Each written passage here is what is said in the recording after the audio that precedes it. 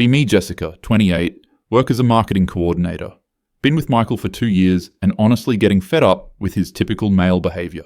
He's always trying to explain things to me like I'm some helpless woman who doesn't understand basic concepts. Constantly displaying his fragile masculinity whenever I point out problematic aspects of society. Decided we need couples therapy because this relationship is becoming unbearable due to his toxic patterns. Michael agrees to therapy immediately, which is honestly suspicious. Probably thinks some male therapist will take his side and validate his patriarchal worldview. Do my research and find Dr. Sarah Martinez, a female therapist with excellent credentials. Perfect. Finally someone who will see through Michael's manipulation tactics. Walking into the therapy office, feeling confident. Been mentally preparing for weeks about all the ways Michael exhibits toxic masculinity, ready to have a professional validate what I've been saying all along. Michael sits down looking nervous, which just proves he knows he's been problematic. Dr. Martinez asks us to each describe why we're here. I launch into a detailed explanation about how Michael consistently displays controlling behavior through mansplaining. Explain how he dismisses my experiences as a woman in a male-dominated workplace. Describe his fragile ego and inability to handle being called out on problematic statements. Mention how he gets defensive whenever I educate him about systemic oppression. Michael just sits there quietly, which is typical. When Dr. Martinez asks him to respond, he says, "I just want us to communicate better and understand each other." Classic deflection tactic, making it sound like a mutual problem when clearly he's the issue. Dr. Martinez starts asking specific questions about our daily interactions. Asks me to describe a recent argument, tell her about last week when Michael mansplained the new software update at work. He had the audacity to walk me through features I already knew about. When I called him out for mansplaining, he claimed he was just trying to be helpful. Textbook gaslighting behavior. Dr. Martinez asks Michael about this incident. He explains that I had mentioned being frustrated with the new system at work. Says he had used similar software at his previous job and thought he could share some shortcuts. Claims he asked if I wanted help before explaining anything. Obviously trying to rewrite history to make himself look better, feeling increasingly frustrated that Dr. Martinez isn't immediately seeing through his manipulation. She asks for more examples, so I provide several. The time he corrected my pronunciation of a word during dinner with friends. When he suggested a different route to avoid traffic without asking for my input first. How he always assumes I need help carrying groceries. Notice Dr. Martinez taking detailed notes, probably documenting all of Michael's problematic behaviors. Feeling validated that a professional is finally witnessing what I deal with daily. Dr. Martinez asks about our communication patterns. Explain how Michael shuts down whenever I try to educate him about social justice issues. Describe his passive-aggressive behavior when I point out problematic language. Mention how he weaponizes his emotions to avoid accountability. Tell her about his pattern of tone policing my rightful anger. She asks Michael about his perspective on these conversations. He says he feels like he can't say anything right and walks on eggshells constantly. Claims he's afraid to express opinions because I'll find something problematic about them. Says he feels criticized for basic human interactions. Typical victim-playing behavior from someone who can't handle being held accountable. Dr. Martinez asks me how I respond when Michael expresses concerns about our communication. Explain that I validate his feelings while also helping him understand why his behavior is harmful. Mention that I encourage him to examine his internalized biases rather than getting defensive. Describe how I create safe spaces for him to learn and grow. She asks for specific examples of how I validate his feelings. Realize this is probably a test to see if I actually do support him emotionally. Tell her about the time he was upset about work stress, and I reminded him that stress affects everyone differently, based on privilege. Mention how I helped him understand that his frustration might be misplaced, aggression from patriarchal conditioning. Explain that I encouraged him to examine why he felt entitled to express anger so freely. Notice Michael looking uncomfortable during my explanation, probably embarrassed that his problematic responses are being exposed to a professional. Dr. Martinez asks him how those conversations made him feel. He says, unheard, and like my emotions don't matter unless they fit into a specific framework. Classic example of male fragility when faced with constructive criticism. Dr. Martinez starts asking about specific incidents in more detail. Wants to know about the software mansplaining situation. Michael explains that he noticed I was stressed about work and asked if I wanted help with anything. Claims I said the new system was driving me crazy, and I didn't understand why they changed everything. Says he offered to show me some features that might help, and I agreed. Obviously, he's twisting the story to make his mansplaining seem solicited. Interrupt to clarify that just because someone expresses frustration doesn't mean they want a man to swoop in and fix things. Explain that women are capable of solving problems without male intervention. Point out that his assumption that I needed help is rooted in patriarchal conditioning. Dr. Martinez asks if I remember agreeing to let him show me the software features. Honestly, can't recall the exact conversation, but the point is broader than one specific interaction. Explain. That internalized misogyny might have made me think I needed his help in that moment. Tell her that the larger pattern matters more than individual incidents. She asks Michael how he felt when I called him out for mansplaining. He says, confused and hurt, because he thought he was helping with something I had asked for. Claims he immediately apologized and tried to understand what he did wrong. Says I told him that intent doesn't matter, and impact is everything. Mentions that I explained how his behavior perpetuates harmful stereotypes about women's competence. Dr. Martinez asks how that conversation ended. Michael says he thanked me for educating him and promised to be more aware in the future. Says he felt bad about making me feel dismissed, even though it wasn't intentional. Typical performative allyship, saying what he thinks I want to hear. She turns back to me and asks how I felt about his response. Explain that while his words seemed appropriate, his body language showed resistance. Mention that true accountability requires examining unconscious biases, not just surface-level apologies. Describe how I could sense his resentment despite his seemingly apologetic words. Dr. Martinez asks what specific body language indicated resistance. Honestly struggling to remember exact details, but know I felt his energy was off. Explain that women develop heightened sensitivity to male emotional manipulation as a survival mechanism. Mention that his crossed arms and lack of eye contact revealed his true feelings.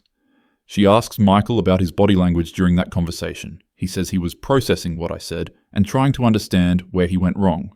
Claims he was looking down because he felt ashamed of hurting my feelings. Says his arms were crossed because we were standing in the kitchen and he was cold. Obvious gaslighting attempt to make me question my perceptions. Dr. Martinez starts asking about other relationship dynamics. Wants to know about household responsibilities and decision-making. Explain that I've had to constantly advocate for equitable distribution of labor. Describe how Michael initially fell into typical male patterns of assuming I'd handle emotional labor. Mention my ongoing efforts to educate him about invisible work that women do. She asks for specific examples of household inequity. Tell her about how I had to create a chore chart because Michael wasn't naturally seeing what needed to be done. Explain that I manage our social calendar and gift giving because he lacks emotional intelligence in those areas. Mention how I handle most communication with both our families because women are typically better at maintaining relationships. Dr. Martinez asks Michael about household responsibilities. He says we split chores pretty evenly, but acknowledges that I'm better at remembering social obligations. Claims he offered to take over family communication, but I said I preferred handling it myself. Mentions that he does most of the cooking and grocery shopping because he enjoys it. Says we both work full-time and try to divide tasks based on preferences and schedules, feeling frustrated that he's making it sound like everything is perfectly balanced. Interrupt to explain that his preferences are probably shaped by societal conditioning. Point out that just because someone enjoys cooking doesn't mean they should be exempt from other emotional labor. Mention that my preference for handling family communication is really about competence, not choice. Dr. Martinez asks about our social life and friend groups. Explain that I've been helping Michael recognize problematic behavior in his friend group. Describe how I've educated him about casual sexism in their conversations. Mention my efforts to introduce him to more progressive social circles. She asks for specific examples of problematic behavior from his friends. Tell her about the time his friend Jake made a comment about women being bad drivers. Mention how they often make jokes that perpetuate harmful stereotypes. Describe the microaggressions I witness when we hang out with his college buddies. Dr. Martinez asks how I addressed these situations. Explain that I call out problematic comments in the moment rather than staying silent. Describe how I educate Michael's friends about the impact of their language. Mention that I've encouraged Michael to have private conversations with them about growth and accountability. She asks Michael how he feels about my interactions with his friends. He says he appreciates that I want people to be more thoughtful about their language. Mentions that some friends have told him they feel uncomfortable around me now. Claims they think I'm looking for problems in everything they say. Says some have stopped inviting us to gatherings because they feel judged. Typical male solidarity, prioritizing his friendships over social justice. Explain to Dr. Martinez that this is exactly the kind of resistance that perpetuates harmful systems. Point out that his friend's discomfort proves they know their behavior is wrong. Mention that true allies should be willing to sacrifice toxic relationships for growth. Dr. Martinez asks if I've considered that different communication styles might be more effective. honestly shocked that a female therapist would suggest I tone down my advocacy, explain that women have been silenced for centuries and I refuse to make others comfortable at my own expense. Mention that gentle education often gets ignored while direct confrontation creates actual change. She asks about our intimate relationship and emotional connection. Explain that physical intimacy requires emotional safety, which is difficult when dealing with internalized misogyny. Describe how Michael's unconscious biases create barriers to genuine vulnerability. Mention that I need to feel heard and validated before I can be fully present. Dr. Martinez asks Michael about his experience with emotional intimacy in our relationship. He's quiet for a long moment, which is telling. Finally says he feels like he's constantly being evaluated instead of just being loved. Claims he's afraid to be spontaneous or natural because everything gets analyzed through a political lens. Says he feels more like a student than a partner sometimes. Obvious deflection from the real issues we're discussing. Explain to Dr. Martinez that his discomfort with being evaluated shows resistance to growth. Point out that all relationships require ongoing assessment and improvement. Mention that his desire to be natural probably means reverting to problematic default behaviors. Dr. Martinez has been taking notes throughout our session.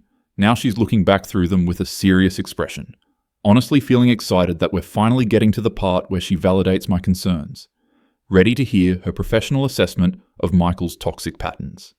She starts by saying that she's observed some concerning dynamics in our relationship, exactly what I expected to hear. Explains that these patterns are preventing us from having healthy communication and emotional connection. Mentions that one partner seems to be constantly criticized while the other maintains a position of moral superiority.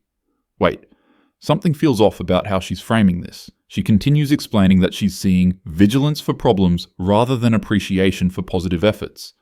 Mentions weaponizing social justice language to shut down communication. Describes emotional manipulation disguised as education, starting to feel uncomfortable because this doesn't sound like the validation I expected. Dr. Martinez is looking directly at me while describing these patterns. Surely she's about to explain how Michael exhibits these behaviors. She says, "Jessica, I want you to listen carefully to what I'm about to share." Feeling confident because obviously Michael needs to hear some hard truths. Ready for her to break down all his problematic behaviors with professional insight. Based on our conversation today, I'm seeing that you consistently interpret Michael's actions through a lens of suspicion and criticism. What the hell is she talking about? When he offered help with software, you framed it as mansplaining rather than considering he was responding to your expressed frustration. This is completely wrong. She's missing the bigger picture. You described educating his friends about their language, but from what you've shared, it sounds like you're creating hostile social situations. Cannot believe a female therapist is taking this position. Your response to Michael's emotions seems to involve analyzing them rather than simply acknowledging them. She's completely misunderstanding the dynamic here. Dr. Martinez continues, "Michael, how often do you feel like Jessica appreciates things you do well?" He thinks for a moment and says, "Honestly, not very often. I feel like I'm always doing something wrong." When was the last time she complimented you or expressed gratitude without also providing correction? He's quiet for a long time and finally says, "I can't remember." This is completely unfair. They're ganging up on me now. Interrupt to explain that constant praise isn't realistic when someone needs to unlearn harmful patterns. Mention that growth requires discomfort, and Michael can't expect validation while still exhibiting problematic behaviors. Dr. Martinez asks, "Jessica, when was the last time you told Michael something you appreciated about him?" Honestly struggling to think of recent examples because he's been particularly difficult lately. Explain that I appreciate his willingness to learn, even though he has a long way to go. Mention that I value his efforts to become more aware, despite his frequent backsliding. But when did you last express appreciation for who he is, not just his efforts to change? This question doesn't make sense because change is the whole point. Explain that accepting someone as they are means enabling harmful behaviors. Point out that unconditional love doesn't mean unconditional acceptance of problematic patterns. Dr. Martinez turns to Michael. "How does it feel to hear that Jessica's love seems conditional on your ability to change?" He looks genuinely hurt and says, "Like I'm not good enough as I am." Says, "Like I'm always being tested instead of just being loved." Mentions that he feels like he can't relax or be himself. This is completely twisting everything around. Explain that love naturally involves wanting your partner to be their best self. Point out that being himself might mean reverting to unconsciously harmful behaviors. Mention that my standards aren't unreasonable, They're just higher than what he's used to. Jessica, I want to walk through some specific examples with you. Dr. Martinez pulls out her notes from our session. You mentioned that Michael corrected your pronunciation at dinner with friends. When I asked for details, you said he gently suggested an alternative pronunciation of a word you'd mispronounced. Is it possible that he was trying to help you avoid embarrassment rather than trying to control you? Absolutely not accepting this reframing. Explain that public correction is a classic dominance behavior regardless of intent. Point out that the impact matters more than his supposed helpful intentions. Mention that women shouldn't have to accept male guidance about their own language. But Jessica, you also mentioned that you educate his friends about their problematic language. How's that different from what you're describing as Michael's controlling behavior? This comparison is completely inappropriate and shows she doesn't understand power dynamics. Explain that I'm speaking truth to power while Michael was reinforcing existing hierarchies. Point out the fundamental difference between punching up and punching down. Dr. Martinez continues reviewing her notes. You said Michael assumes you need help with groceries. But you also mentioned that you've created systems for household management because he doesn't naturally see what needs to be done. Do you see how both of these could be interpreted as one partner trying to be helpful? Getting increasingly frustrated with these false equivalencies. Explain that there's a difference between creating equitable systems and making assumptions about capability. Point out that I'm organizing our lives while he's just imposing his solutions on me. Mention that context and historical power imbalances matter. Jessica, I'm going to share an observation that might be difficult to hear. Here we go, finally getting to the real issues. Throughout our session, you've consistently reframed Michael's actions in the most negative possible light. This is not what I expected her to say. You've described his attempts to help as controlling, his emotions as manipulation, and his social discomfort as resistance. Meanwhile, you've described your own similar behaviors, correcting, managing, organizing his social interactions as education and advocacy. She's completely missing the nuance of these situations. What I'm seeing is a pattern where you maintain moral authority by constantly finding fault with Michael's behavior. Cannot believe this is happening. Explain that there's a fundamental difference between advocating for justice and perpetuating oppression. Point out that my criticism is actually accountability. Mention that someone has to address these issues or nothing will change. Jessica, how does Michael typically respond when you point out his problematic behavior? He usually apologizes and tries to do better, which should prove I'm right. And how do you respond when he points out something you've done that hurt his feelings? Honestly, can't think of many examples because he rarely has legitimate complaints about my behavior. Dr. Martinez asks Michael directly, do you feel comfortable expressing when Jessica hurts your feelings? He's quiet for a long time and finally says, not really, because she usually explains why my feelings are wrong or problematic. It says, I've learned it's easier to just apologize and try to do better. Claims he feels like his emotional experiences don't matter unless they fit into her framework. This is exactly the kind of victim mentality that prevents growth. Explain that feelings aren't always valid if they're based on entitlement or unconscious bias. Point out that I help him examine the root causes of his emotions, rather than just validating them blindly. Mention that this is actually more loving than shallow emotional support. Jessica, do you hear what you just said? Dr. Martinez looks genuinely concerned now. You just told me that Michael's feelings aren't valid if they don't align with your worldview. You're describing emotional invalidation as love. She's completely mischaracterizing what I said. Explain that I didn't say his feelings aren't valid, just that they need to be examined for problematic origins. Point out that true emotional intelligence involves understanding why we feel things. Mention that surface-level validation can actually be harmful if it reinforces negative patterns. Let me ask you something directly, Jessica. When was the last time you considered that you might be wrong about something in your relationship? This question is absurd because I've spent years studying these dynamics. Explain that while I'm always open to growth, the fundamental issues we're discussing are well-documented patterns. Point out that questioning my analysis is exactly the kind of gaslighting that silences women's experiences. And when was the last time you apologized to Michael for something? Honestly, can't remember specific instances because I'm usually more self-aware than he is. Mention that I acknowledge when I could have communicated more effectively. Explain that true accountability involves systemic change, not just individual apologies. Dr. Martinez turns to Michael again. How often does Jessica apologize when she hurts your feelings? He thinks for a moment and says, she doesn't really apologize. She explains why what she did was necessary or how I misunderstood. Says, Sometimes she acknowledges that her delivery could have been better, but never that her actual response was wrong. This is completely unfair because my responses are usually justified. Explain that empty apologies without understanding perpetuate harmful cycles. Point out that I take responsibility when I'm actually wrong, not just when his feelings get hurt. Mention that men often expect apologies for being held accountable. Jessica, I want you to really listen to what I'm about to say. Dr. Martinez has this serious expression that's making me nervous. What you're describing is a relationship where you have all the moral authority. You determine what behaviors are acceptable, you decide when feelings are valid, you control the framework for all interactions. She's completely misrepresenting the dynamic. You've created a situation where Michael cannot express himself authentically without risking criticism. He's walking on eggshells, afraid to have natural emotional responses because you'll analyze them as problematic. This is not a partnership. This is you being the judge of someone you claim to love. Feeling genuinely shocked that a female therapist is taking this position. Explain that maintaining standards isn't the same as being controlling. Point out that someone has to address problematic patterns, or they'll never change. Mention that I'm fighting against harmful systems, not trying to control Michael personally. But Jessica, you are trying to control Michael personally. You've admitted to managing his social interactions, correcting his language, analyzing his emotions, and determining the validity of his feelings. You've described creating systems to manage his behavior and educating him constantly. How is that different from emotional abuse? Absolutely cannot believe she just used those words. Explain that abuse involves harming someone, not helping them grow.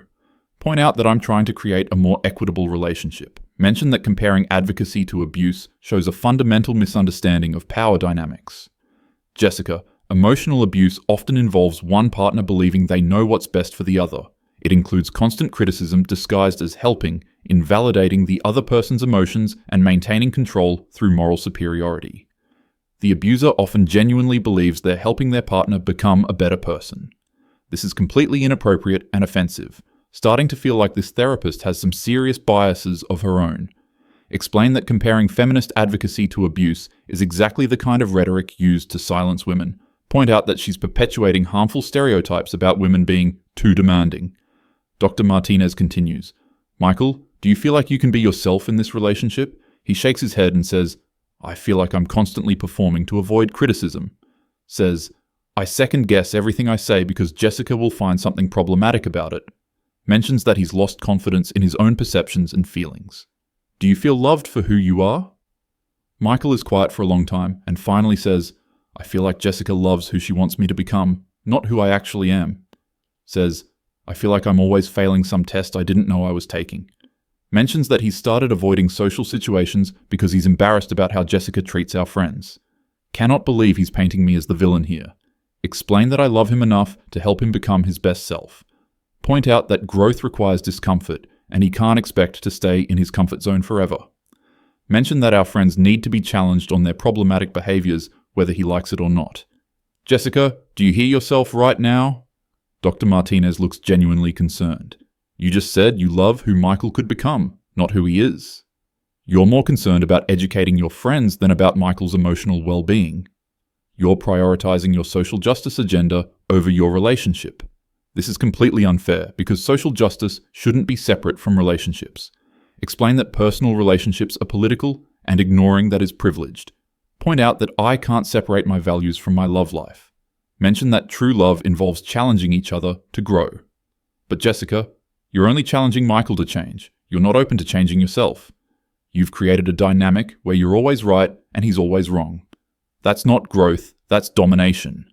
Feeling genuinely attacked by this whole conversation. Starting to wonder if Dr. Martinez has internalized misogyny herself. Explain that I'm constantly examining my own behavior and working on personal growth. Point out that the issues we're discussing are about systemic patterns, not personal flaws. When did you last admit you were wrong about something significant in your relationship? Honestly struggling to think of examples because I'm usually more informed about these dynamics. Explain that I acknowledge when my communication could be more effective. Mention that I'm always learning and growing, just not about the fundamental issues we've been discussing. Jessica, I need to be direct with you. Dr. Martinez puts down her notes and looks at me seriously. Based on what I've observed today, you are exhibiting emotionally abusive behaviors toward Michael. You control his social interactions, invalidate his emotions, maintain moral superiority, and resist any accountability for your actions. Feeling like the room is spinning, this cannot be what's happening right now. Explain that she's completely misunderstanding the situation. Point out that abuse involves intention to harm, not efforts to create positive change. Jessica, impact matters more than intent? Isn't that what you told Michael? Cannot believe she's using my own words against me. You've created a relationship where Michael cannot express himself without fear of judgment. You've isolated him from friends who don't meet your standards. You've convinced him that his natural emotional responses are problematic. This is textbook emotional manipulation, starting to feel genuinely panicked because this is not how this was supposed to go. Explain that I came here for help with Michael's toxic behaviors. Point out that I've been trying to create a healthier relationship dynamic. Mention that everything I've done has been motivated by love and desire for growth. But Jessica, healthy relationships involve mutual respect and acceptance. You don't respect Michael's autonomy or accept him as he is. You've appointed yourself as his teacher, judge, and moral superior. That's not love, that's control. Michael is sitting there looking at me with this expression I can't read, feeling like everything I believed about our relationship is being turned upside down. Explain that I never intended to make him feel controlled. Point out that I was just trying to address legitimate problems in our dynamic. The intention doesn't matter, Jessica, remember? Dr. Martinez is using all my own arguments against me. Michael has clearly communicated that your behavior is harmful to him. Instead of listening and adjusting, you've explained why his feelings are wrong. That's exactly the invalidation you accused him of. Sitting here trying to process what's happening, came into this session completely confident that Michael was the problem, ready to have a professional validate everything I've been saying about his toxic patterns. Instead, she's telling me that I'm the one exhibiting abusive behaviors, looking at Michael and seeing genuine pain in his eyes, realizing that he's been sitting quietly this whole time, not defending himself or attacking me back, remembering how he always apologizes immediately when I point out problems, thinking about how he asks permission for things that should be normal relationship decisions. Dr. Martinez asks, Jessica, how are you feeling right now? Honestly don't know how to answer because my entire worldview is crumbling. Always prided myself on being self-aware and committed to justice. But she's showing me patterns I never recognized in my own behavior. Say, I feel confused and attacked. She asks, do you think that's how Michael feels most of the time in your relationship? The parallel hits me like a physical blow, realizing that I've been doing to him exactly what I accused him of doing to me. Starting to understand that I've been so focused on systemic oppression that I missed my own oppressive behaviors. Always saw myself as the victim of patriarchal conditioning, never as someone who could perpetuate harmful dynamics. Convinced myself that my criticism was constructive because it was politically motivated, never considered that I could be wrong about our relationship problems. Looking at Michael again and seeing 2 years of walking on eggshells. Remembering all the times he tried to express concerns and I shut him down with social justice language, realizing that I've been using feminism as a weapon instead of a tool for actual equality. Understanding that I've created exactly the kind of controlling dynamic I claim to oppose. Dr. Martinez explains that we have a lot of work to do if we want to save this relationship. Says that I need to take genuine accountability for my behaviors and their impact on Michael. Mentions that I'll need to examine my own need for control and superiority. Points out that real love involves accepting people as they are while encouraging growth, not demanding change. Sitting here in complete shock because everything I believed about myself and our relationship was wrong. Came in here convinced that Michael was exhibiting toxic masculinity, leaving with the realization that I've been exhibiting toxic behaviors while hiding behind progressive politics. Understanding that I've been the insufferable, controlling partner I always accused him of being. Michael reaches over and takes my hand gently, says, I still love you, Jessica. I just want us to be equals. Realizing that despite everything I've put him through, he's still here trying to make things work. Understanding that his patience and kindness have been real this whole time while I questioned his every motive. Dr. Martinez schedules our next appointment and says this is just the beginning of our work. Walking out of that office feeling completely shattered but also strangely hopeful. Knowing that I have a lot of apologizing and changing to do, realizing that true growth means admitting when you're wrong, not just demanding it from others. Spent 2 years convinced I was fighting oppression in my relationship. Turns out I was the one doing the oppressing. Horror and shock don't even begin to describe how it feels to realize you've become everything you claim to stand against.